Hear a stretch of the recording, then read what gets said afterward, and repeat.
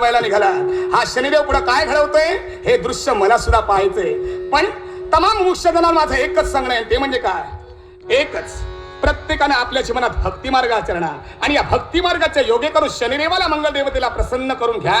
एवढंच कार्य म्हणजे याच्यातून तुम्हाला सफलता निर्माण होईल. राव असो, रंक असो, गरीब असो, श्रीमंत असो, प्रत्येकाला न्यायसारखा. प्रत्येकाची शेवटची वारी म्हणजे भगवंताच्या घरी.